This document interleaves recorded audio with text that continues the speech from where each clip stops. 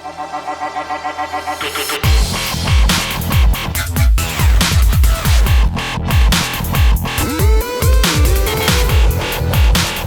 guys, Ash Lane here. Happy New Year to all of you. Today I'm going to be sharing some really cool 8 Earthquake Queen Walk Mass Witch attacks at Town Hall 11. They're 3-star attacks, they're very impressive, and a lot of people are looking for 3-star strategies but have difficulty at managing or micromanaging all the spell drops mid-rage. That seems to be one of the sticky points for attackers, especially at Town Hall 10 and Town Hall 11, is knowing where and when to use all your spells in a 3-star attack. So these attacks don't require much spell usage because you're using 8 Earthquakes to totally open up these anti-3-star base designs. And you can see 8 Earthquakes have been dropped. You're starting off with a Queen Walk, and then you're just going to Mass Witch right into the center of that base. I'm going to bring you guys 2 attacks using the same strategy, and the cool thing about this strategy is you're just letting the Queen totally walk around the base. She does not have to join the rest of your army into the center, so there's not a lot of pre-planning regarding exactly where the Queen meets up with the rest of the army. You kind of just let her go ahead and walk. You use her ability if you need to. You use some wall breakers to bust through the outer core, and then one of these attacks is going to involve a golem. The other one's not even going to have a golem. It's just going to be total Mass Witch. So on this attack, the attacker is choosing to use for his additional 2 spells a rage spell to help keep that Queen alive, raging the healers on the Queen, a very effective and more popular strategy involving any either Super Queen or Queen Walk. You can see a lot of attackers opting to use the rage spells to keep the Queen alive through areas where she's going under heavy firepower from the defensive units. So obviously the rest of the raid is kind of just a Mass Witch, but obviously you don't have the spells. You're relying heavily on your Grand Warden to help get your troops through the areas that are more dangerous in terms of defensive concentration.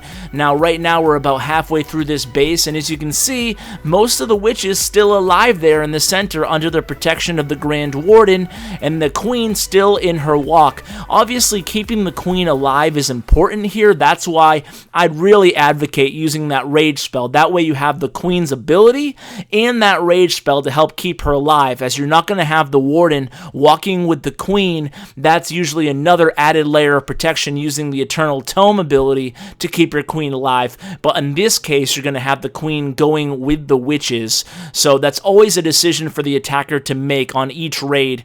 Do you want your Warden to go with the kill squad or to go with the Queen? Or, I mean, there's a lot of options there as far as when to use your Warden, and on these attacks you're going to see the Warden used with the witches. Now this attacker is bringing the 8 Earthquakes again, starting with the Queen Walk. Same idea with the Queen. She's going to travel around the entire base, basically cleaning out the perimeter of the base.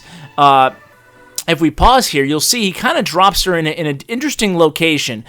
She's going to tag that army camp, and if she does, she's definitely going to go south from there. Or is she going to go north? This is the weird thing about planning a Queen Walk. Where is she going to go on the next unit, right? So my thought process would be she would hit that army camp, as she just did, and then head south because there's a large gap up there in the north. Let's see what she actually does.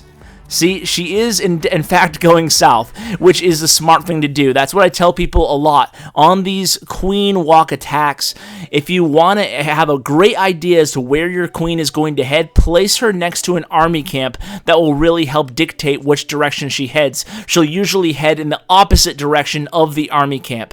So that's one way to pre-plan that. You can see there's no rage spell to keep this Queen alive, so the attacker is going to have to be very careful using her Royal Cloak ability if he deems it necessary in terms of her health there. It was close, she got really low. You have to keep an eye on that Queen's health at all times, because if she goes down, this strategy is not going to work, as you're really relying on her to take out the perimeter and create a nice funnel for the witches. You can see how the attacker delayed the witch deployment here, that way that the Queen would create that nice funnel area by taking out the units to the south of that entry point. Now we're going to go ahead and engage the center of the base. You can see yet again the 8 earthquakes really opens up a base. Now the nice thing about this strategy is it's really safe for 2 stars. So even if you fail against these Town Hall 11s at getting that 3-star, well, there's not much to this in terms of strategy. I mean, obviously it is an intricate 3-star strategy and it's going to be difficult to pull off the 3 stars. But with that said, it's actually very simple. It's much more simple than a traditional queen walk where you're going into like a La Lune towards the end, because there's so many different factors involving spells, entry points, how much damage the first phase of the attack can do versus the second phase. Here it's a little bit easier. You're just going ahead and creating a funnel for the troops with the queen walk. You're allowing your queen to walk around the base. If she gets to the tail end of her walk, by that time the witches and the skeletons are going to be distracting most of the defensive units, so you won't have to worry about her health towards the end of the raid. And as you can see here, another beautiful 3-star attack.